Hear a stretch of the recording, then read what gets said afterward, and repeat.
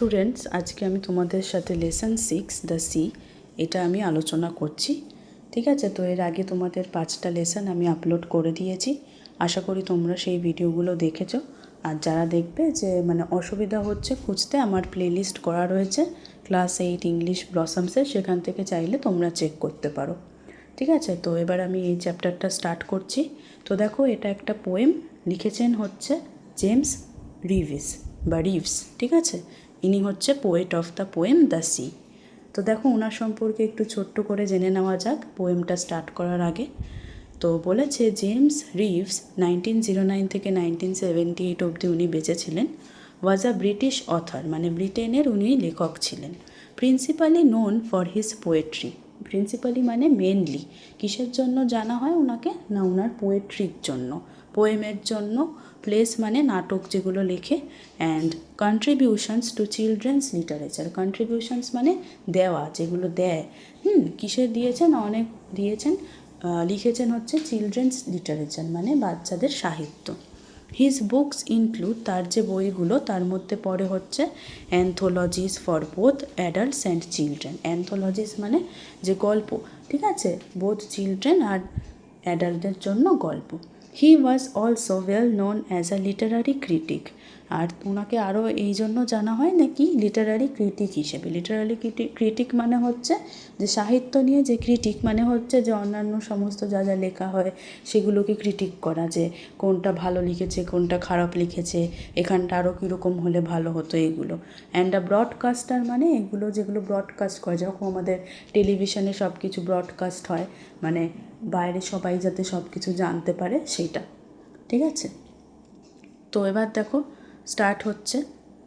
The sea is a hungry dog, giant and grey.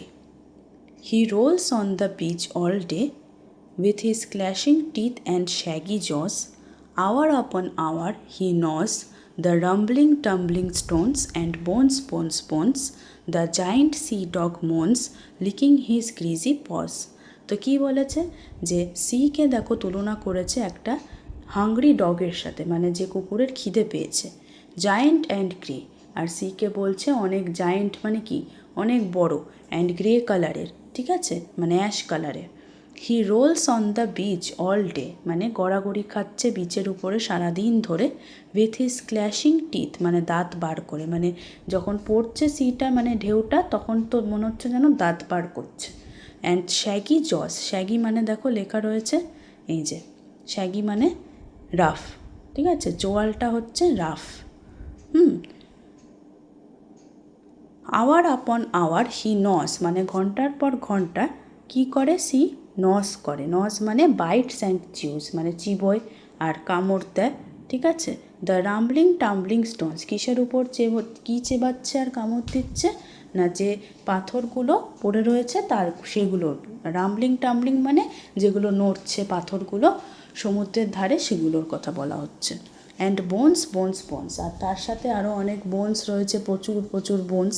কিসের bones, না সমস্ত marine creatures যেগুলো রয়েছে, সামুদ্রিক যে প্রাণীগুলো তাদের যে বোনস, ঠিক আছে।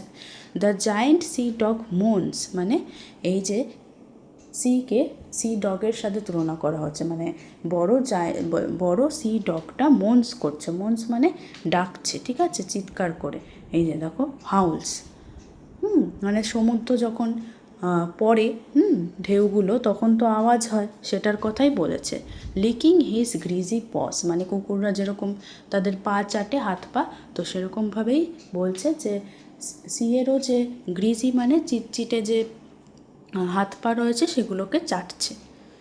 And when the night wind roars and the moon walks in the stormy cloud, he bounds to his feet and snuffs and sniffs, shaking his wet sides over the cliffs, and howls and hollows long and loud.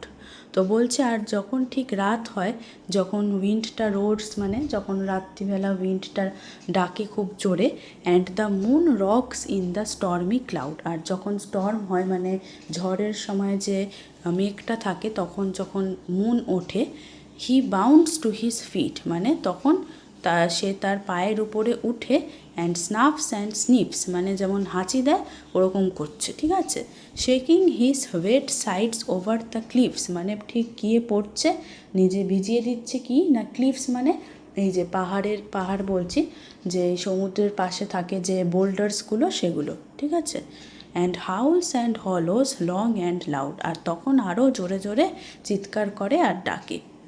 But on quiet days in May or June, কিন্তু যখন মে মাস হয় আর June মাসে যখন ডেগুলো শান্ত থাকে, when even the grasses on the dune play no more to their ready tune, with his head between his paws he lies on the sandy shores, so quiet he scarcely snores.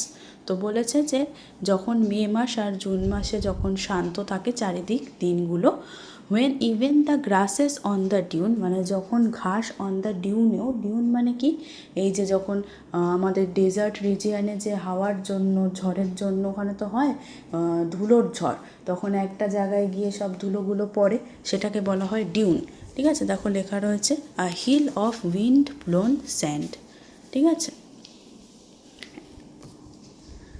Play no more their ready tune, with his head between his paws he lies on the sandy shores, so quiet he scarcely snores মানে তখন কি হচ্ছে না, তখন এই সমুদ্র আর নিজের যে খুব মানে যেরকম খুব স্ট্রং এতক্ষণ আমরা দেখছিলাম সেরকম টিউনে থাকে না, মানে সেরকম ভাবে আর চলে না। তখন কি হয়, নিজের মাথাটা ঠিক নিজের পজ মানে হাত পায়ের মধ্যে ঢুকিয়ে he lies on the sandy shores মানে তখন চুপচাপ শুয়ে থাকছে।